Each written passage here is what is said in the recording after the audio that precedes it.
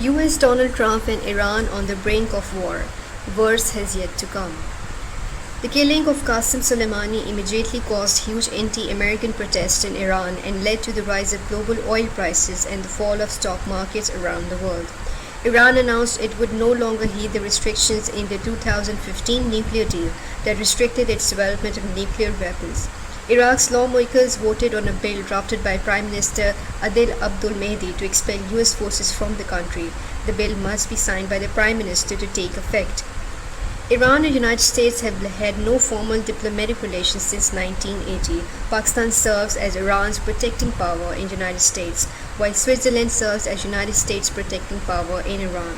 Contacts are carried out through the Iranian interest sections of the Pakistani Embassy in Washington, D.C., and the U.S. interest sections of the Swiss Embassy in Tehran. As of 2018, Supreme Leader of Iran, Ali Khamenei, banned direct talks with the United States. Relations between the two nations began in the mid to late 19th century when Persia was known to the West as Iran. General Qasem Soleimani was considered the second most powerful person in Iran, behind Iran's Supreme Leader Ayatollah Ali Khamenei, and his later years enjoyed a near unassailable heroic status, especially with supporters of Iran's hardline politics. Former US President George W. Bush and Barack Obama in their regimes both considered and rejected targeting Qasem Soleimani, reasoning that it would escalate to a full-scale war. Retired CIA officer Mark Polymeropoulos told the New York Times that Soleimani, unlike other advisories killed by the US, felt comfortable operating in the open and was not hard to find.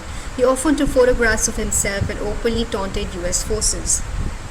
In September 2015, radio host Hugh Hewitt asked Donald Trump about Soleimani. After initially confusing him with Kurdish leader, Trump argued that leaders like Soleimani would be dead under his administration. It was reported in 2015 that Israel was on the verge of assassinating Soleimani on Syrian soil. However, the US, during the Obama administration's negotiation for the Joint Comprehensive Plan of Action, thwarted the operation by revealing it to the Iranian officials. On 25th of August 2019, Israel Foreign Minister Israel Katz said, Israel is acting to strike the head of the Iranian snake and uproot its teeth. Iran is the head of the snake, and Qasem Soleimani, the commander of the Revolutionary Guard Quds Force, is the snake's teeth. In October 2019, Hossein Tabi, chief of the intelligence organization of the Islamic Revolution Guard Corps, told the press that his agency had arrested an unspecified number of people, allegedly foiling a plot for Israel and Arab agencies to assassinate Soleimani. For latest current affairs, subscribe News 786, like and share. On 3rd of January 2020, United States drone strike near Baghdad International Airport targeted and killed Iranian Major General Qasem Soleimani of Iran's Islamic Revolutionary Guard Corps, which was planned to meet Iraqi PM Adil Abdul Mahdi in Baghdad. Soleimani was commander of the Quds Force, which has been designated a terrorist organization by the US, Canada, Saudi Arabia, and Bahrain, and was considered the second most powerful person of Iran, subordinate to Supreme Leader Ali Khamenei. 9 of others were killed alongside Soleimani, including 4 Iranian and 5 Iraqi nationals, such as Deputy Chairman of Iraq's Popular Mobilization Forces and commander of Iran-backed Kataib Hezbollah militia, Abu Mahdi al-Muhaddis, a designated terrorist in US and in the United Arab Emirates.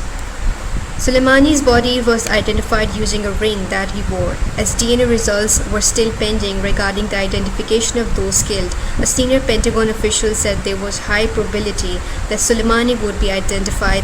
Ahmed al-Asadi, a spokesperson for the Popular Mobilization Forces, confirmed the deaths of Soleimani and Muhaddis, according to Ayatollahs.